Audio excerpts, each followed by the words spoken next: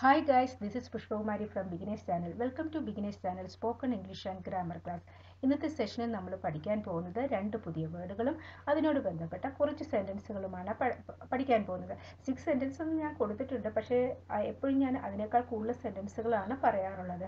എന്തുകൊണ്ടെന്നാൽ സെൻറ്റൻസുകൾ ആ ഒരു വേർഡുമായി ബന്ധപ്പെട്ട എത്ര സെൻറ്റൻസുകൾ നമ്മൾ ഉണ്ടാക്കാൻ പറ്റുന്നോ അതുമൂലം നിങ്ങൾക്ക് ഇത് സ്പോക്കൺ ഇംഗ്ലീഷ്, അതായത് ഇംഗ്ലീഷ് സംസാരിക്കുമ്പോൾ നിങ്ങൾക്ക് യൂസ് ചെയ്യാനായിട്ട് ഈസി ആയിട്ട് തോന്നും. പലപ്പോഴും ഞാൻ ശ്രദ്ധിച്ചിട്ടുണ്ട്, ഒത്തിരി പേർക്ക് വൊക്കാബ്സ് നല്ല ക്ലിയർ ആയിരിക്കും, ആ ഒരു വേർഡിനെ സംബന്ധിച്ചിട്ടുള്ള എല്ലാ നോളജും കാണും.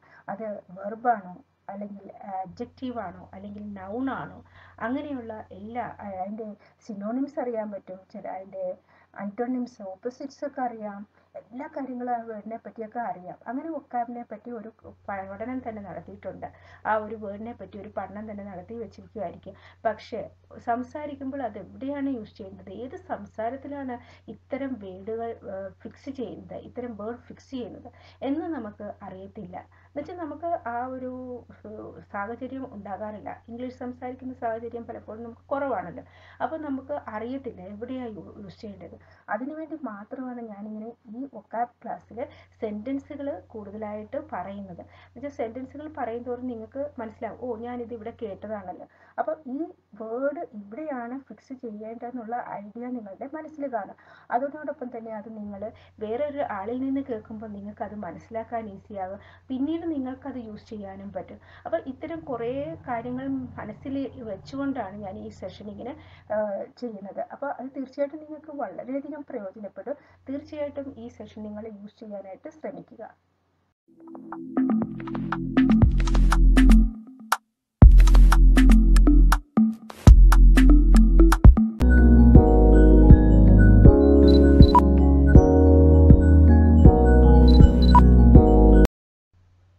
ഇന്ന് നമ്മൾ ആദ്യമായിട്ട് പഠിക്കാൻ പോകുന്ന വേർഡ് റീവാമ്പ്. റീവാമ്പ് എന്ന് പറഞ്ഞാൽ നവീകരിക്കുക. നവീകരിക്കുക എന്നുകൊണ്ട് ഇവിടെ ഉദ്ദേശിച്ചിരിക്കുന്നത്, ഒരു കാര്യം നമ്മൾ റിപ്പയർ ചെയ്യുക എന്ന് പറയുന്നാൽ അത് നവീകരിക്കുകയാകത്തില്ല. അതായത് ചിലപ്പോൾ അതിന് പഴയ ഫോം തന്നെയായിരിക്കും ഉണ്ടായിരിക്കുന്നത്. പക്ഷേ റീവാമ്പ് എന്നതുകൊണ്ട് ഉദ്ദേശിച്ചിരിക്കുന്നത് അതിനെ ഒന്നും കൂടെ മെച്ചപ്പെടുത്തുക, നേരത്തെയുള്ള ക്വാളിറ്റിയേക്കാളും നല്ല ക്വാളിറ്റി ഉണ്ടാക്കുക. To change or arrange something again in order to improve it.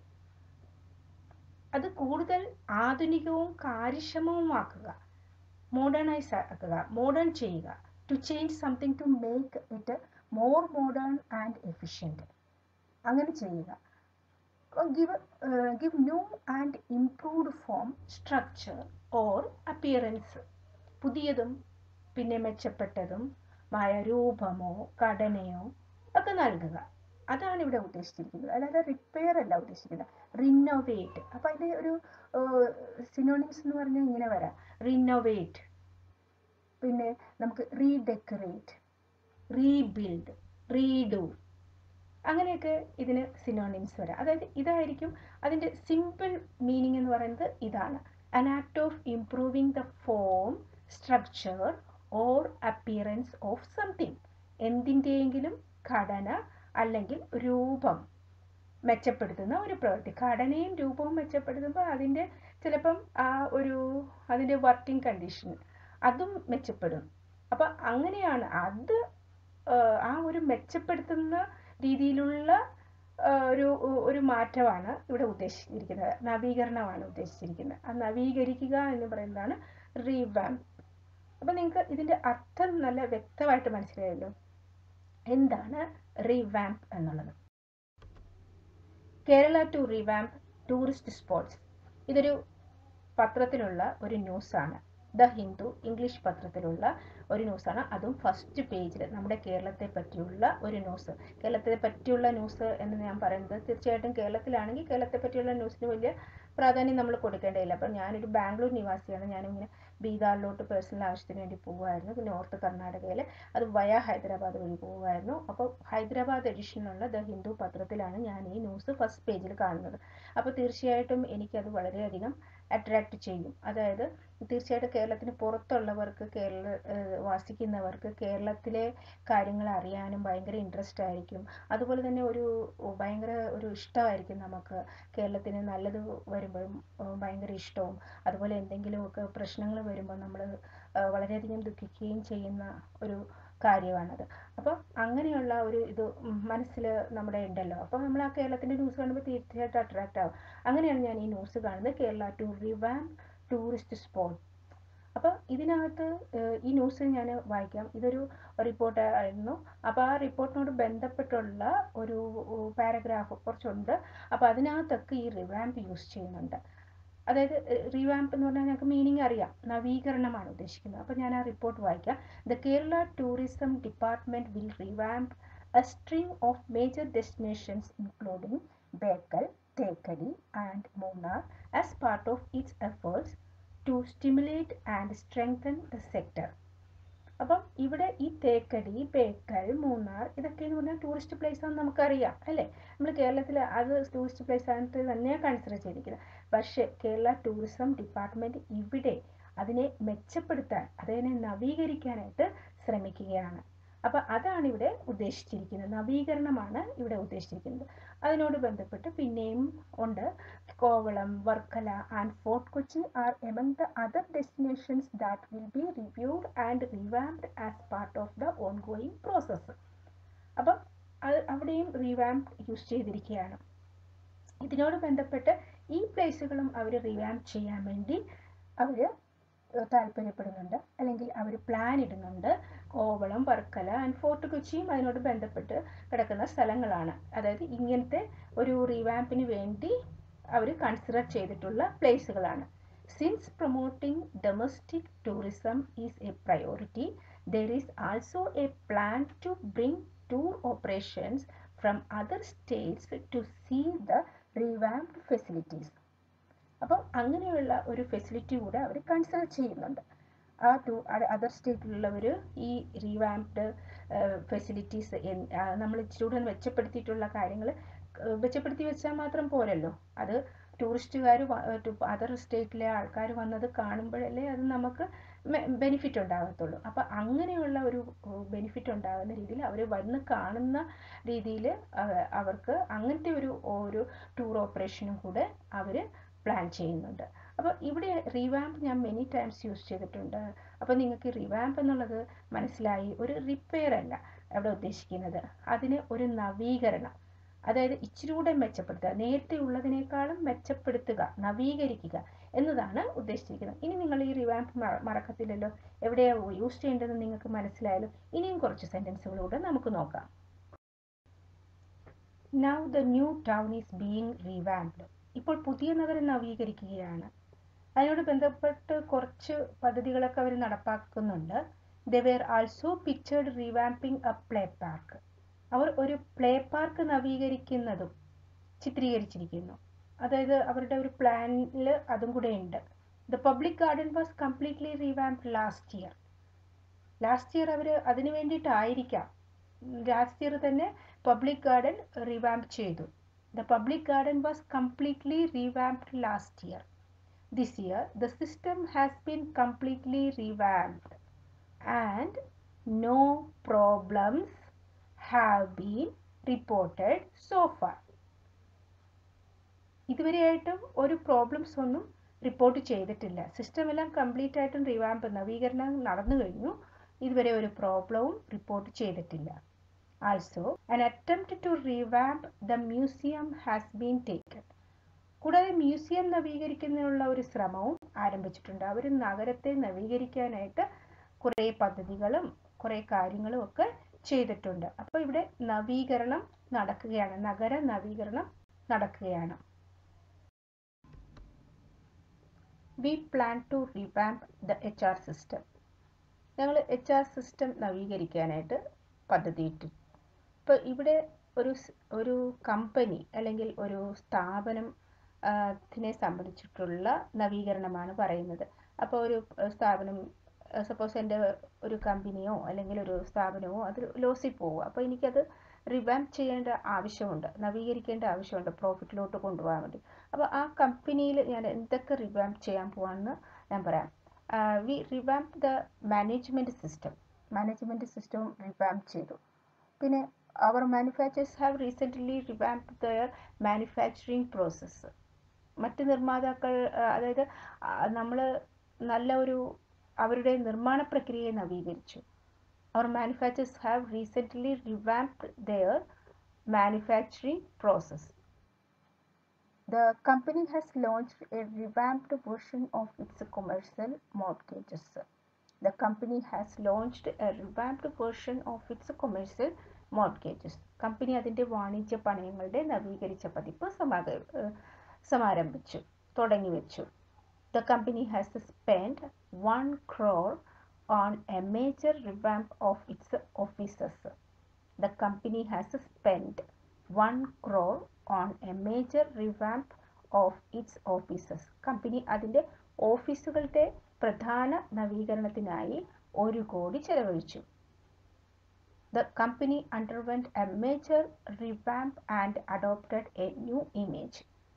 അപ്പോൾ ഇത്രയും കാര്യങ്ങളൊക്കെ ഞാൻ നവീകരിക്കുമ്പോൾ തീർച്ചയായിട്ടും ആ കമ്പനി ഒരു നവീകരണത്തിന് വിധേയമാവുകയും, പ്രധാന നവീകരണത്തിന് വിധേയമാവുകയും ഒരു പുതിയ പ്രതിച്ഛായ, ഒരു പുതിയ രൂപം സ്വീകരിക്കുകയും ചെയ്തു.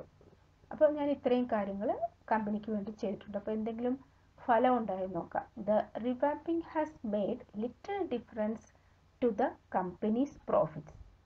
നവീകരണം കമ്പനിയുടെ ലാഭത്തിൽ ചെറിയ വ്യത്യാസം വരുത്തിയിട്ടുണ്ട്. അതായത് കമ്പനിക്ക് കൂടുതൽ മെച്ചപ്പെട്ട രീതിയിൽ ലാഭം കിട്ടാൻ തുടങ്ങി. അപ്പോൾ അത് തീർച്ചയായിട്ടും ഒരു നല്ല കാര്യമാണ്.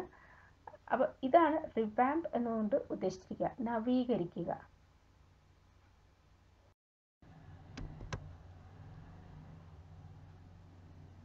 റിവാമ്പ് എന്നുള്ളതിന് ന്യൂ ആൻഡ് ഇംപ്രൂവ്ഡ് വേർഷൻ എന്നാണ് നമുക്കറിയാം. അപ്പം അതിനകത്ത് ഇപ്പോൾ ഒരു ഷോ നടത്തുകയാണെങ്കിൽ അതിന് ഒരു പുതിയ നവീകരണം ഉണ്ടാക്കുക. We have decided to revamp the entire show. മുഴുവൻ ഷോയും നവീകരിക്കാൻ ഞങ്ങൾ തീരുമാനിച്ചു. അത് പഴയതത്ര ശരിയായിട്ട് തോന്നുന്നില്ല. The show was revamp of an old idea. ഒരു പഴയ ആശയത്തിൻ്റെ നവീകരണമായിരുന്നു ആ ഷോ. അപ്പോൾ നമുക്കൊന്ന് മൊത്തത്തിൽ അതൊന്ന് ചേഞ്ച് ചെയ്യേണ്ടി വരും, അതിന് നവീകരിക്കേണ്ടി വരും. ചേഞ്ച് അല്ല അവിടെ യൂസ് ചെയ്യേണ്ടത്, നവീകരിക്കേണ്ടി വരും, മെച്ചപ്പെടുത്തേണ്ടി വരും. It was necessary to revamp the alignment between text and music. അപ്പം ഇവിടെ വാചകവും, അതായത് ഈ പറയുന്നതും പിന്നെ സംഗീതവും തമ്മിലുള്ള വിന്യാസം, അതൊന്ന് നവീകരിക്കേണ്ടത് ആവശ്യമാണ്. അതുപോലെ തന്നെ കുറേ കാര്യങ്ങളുണ്ട് ഷോയിൽ. കുറേ കാര്യങ്ങളൊക്കെ ബന്ധപ്പെട്ടതാണല്ലോ ഷോ എന്ന് പറയുന്നത്. ആക്ടിങ് കാണും അതിനകത്ത്, അതുപോലെ തന്നെ മ്യൂസിക്, പിന്നെ ഡയലോഗ്സ്, അങ്ങനെ എന്തൊക്കെയാണോ ആ ഷോയുമായിട്ട് റിലേറ്റഡ് അതൊക്കെ ഒന്ന് നവീകരിക്കാനായിട്ട്, റിവാമ്പ് ചെയ്യാനായിട്ട് ഞങ്ങൾ തീരുമാനിച്ചിരിക്കുകയാണ്. We have decided to revamp the entire show. ഇനി ഒരു സിസ്റ്റത്തെ റിവാമ്പ് ചെയ്യാൻ പോവാണ്. This country's health care system needs revamping. ഈ രാജ്യത്തിൻ്റെ ആരോഗ്യ പരിചരണ സംവിധാനം പുതുക്കേണ്ടതുണ്ട്. All the political parties have accepted that it is time to revamp the system. വ്യവസ്ഥിതി നവീകരിക്കേണ്ട സമയമാണിതെന്ന് എല്ലാ രാഷ്ട്രീയ പാർട്ടികളും അംഗീകരിച്ചു. All the political parties have accepted that it is time to revamp the system. What is needed is a complete revamping of the service and health boards. എന്താ വേണ്ടതെന്ന് പറഞ്ഞാൽ service, health ബോർഡുകൾ എന്നിവയുടെ പൂർണ്ണമായ നവീകരണം വേണം. A revamp of the nation's foreign policy. രാജ്യത്തിൻ്റെ വിദേശ നയത്തിൻ്റെ നവീകരണം. അപ്പം ഇവിടെ ഉദ്ദേശിച്ചിരിക്കുന്നത് ഒരു സിസ്റ്റം നവീകരണമാണ്. അതൊരു ഫിസിക്കലായിട്ടുള്ള ഒരു നവീകരണമല്ല ഉദ്ദേശിക്കുന്നത്. ഒരു സിസ്റ്റത്തെ നമ്മൾ നവീകരിക്കുകയാണ് ചെയ്യുന്നത്, അല്ലേ? ആ വ്യവസ്ഥിതിയെ നവീകരിക്കുകയാണ് ചെയ്യുന്നത്. വിദേശ നയത്തിനെ നവീകരിക്കുകയാണ് ചെയ്യുന്നത്. അപ്പം ഹെൽത്ത് ബോർഡുകൾ, അതിൻ്റെ നവീകരണം. അപ്പോൾ അങ്ങനെ ഉള്ള എല്ലാ സ്ഥലങ്ങളിലും നമ്മൾ ആ റിവാമ്പ് യൂസ് ചെയ്യുക. അപ്പോൾ റിവാമ്പ് എന്നുള്ളത് എവിടെയൊക്കെ യൂസ് ചെയ്യുക എന്നുള്ള വ്യക്തമായ ധാരണ നിങ്ങൾക്ക് കിട്ടിക്കാണുമെന്നാണ് എൻ്റെ വിശ്വാസം. നമുക്കിനി അടുത്ത വേർഡിലോട്ട് പോകാം.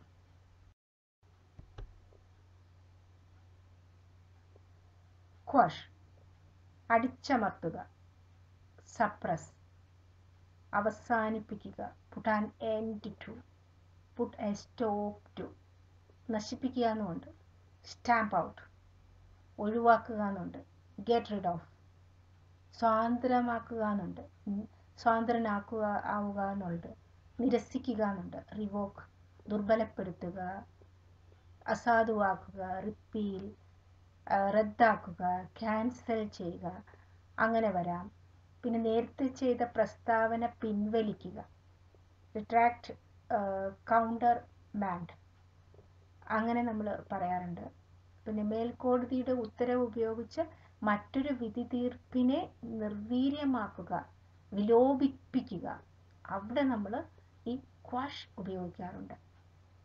അപ്പം ക്വാഷ് എവിടെയാണ് ഉപയോഗിക്കുന്നത് ഇപ്പം നിങ്ങൾക്ക് മനസ്സിലായല്ലോ. പക്ഷെ ഒരു അർത്ഥമാണ്, നിങ്ങൾക്ക് എന്താണ് അതിൻ്റെ അർത്ഥം എന്നുള്ളതാണ് ഇപ്പം മനസ്സിലാക്കിയിരിക്കുന്നത്. എന്നാലും എവിടെയാണ് ഉപയോഗിക്കുന്നത് എന്നുള്ളത് നമുക്ക് നോക്കാം. His conviction was quashed on appeal. His conviction was quashed on appeal. അപ്പീലിൽ അദ്ദേഹത്തിൻ്റെ ശിക്ഷ റദ്ദാക്കപ്പെട്ടു.